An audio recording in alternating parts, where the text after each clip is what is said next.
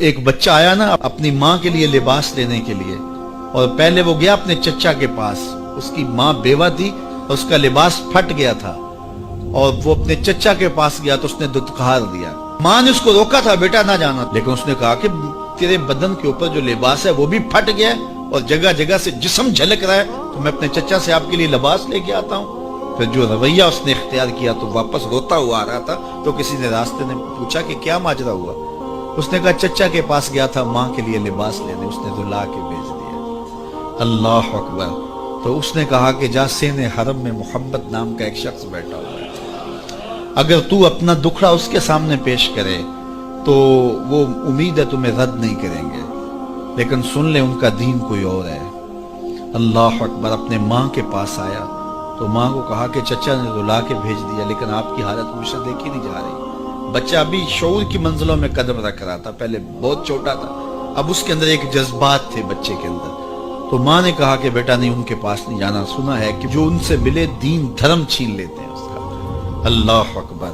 تو حضور علیہ السلام کے پاس جانے سے ماں روکنے لگی، لیکن بچے نے کہا کہ امی میں پکا رہوں گا، بتوں کا وفادار رہوں گا، تم اس ٹینشن کو، اس پریشانی کو چھوڑ دو۔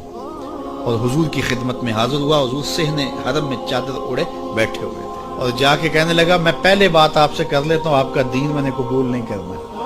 حضور مسکرا کے بولے بیٹا بتاؤ کس لیے آئے ہو؟ کہا میری ماں بے لباس ہے، میں آپ سے لباس لینے آیا ہوں۔ حضور نے چادر رحمت اتار کے اس کے کندھوں پہ ڈالی۔ اللہ اکبر۔ وہ واپس آ گیا اور ماں پر حضور کی چادر اڑائی۔ اللہ اکبر۔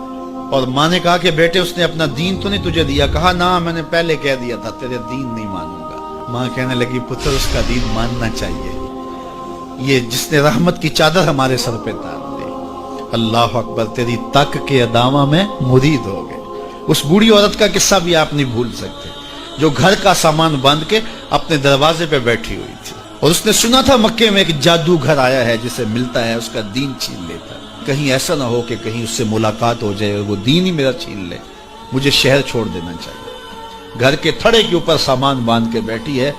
حضور بھی گزرے، اس نے دیکھا تو کہا بھتیجے یہ سامان میرے سر پہ رکھ دے۔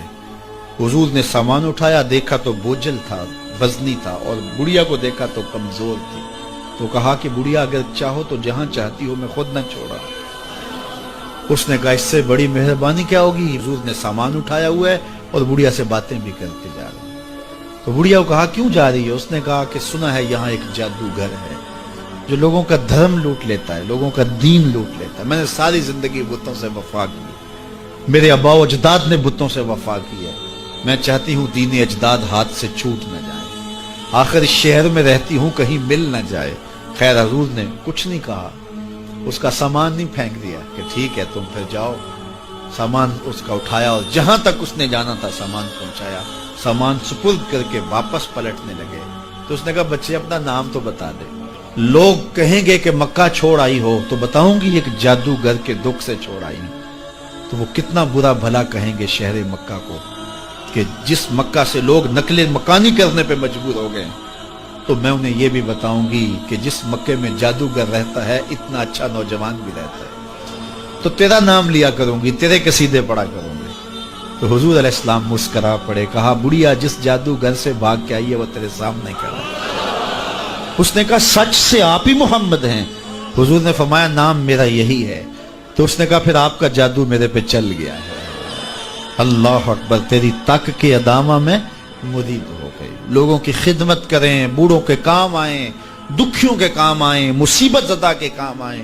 حضور یتیم ہو کے یتیم پرور تھے، لاچاروں کی مدد کرتے، لوگوں کے گھروں میں پانی بھر کے دے دیتے، اور دکھیوں کے کام آ جاتے اور مصیبت زدوں کے کام آ جاتے۔ تو حضور سے پیار کرنے والوں، امت میں آپس میں حسد نہ پھیلاؤ، بغض نہ کرو، نفرتوں کے پہاڑ کھڑے نہ کرو، ایک دوسرے سے پیار کرو، جڑو، امت وحدہ بنے، اور اپنے ماحول کو، اپنی معاشرت کو ایک خوبصورت معاشرت کا رنگ دو، اور اپنی زندگی کو حضور کے نام کر دو۔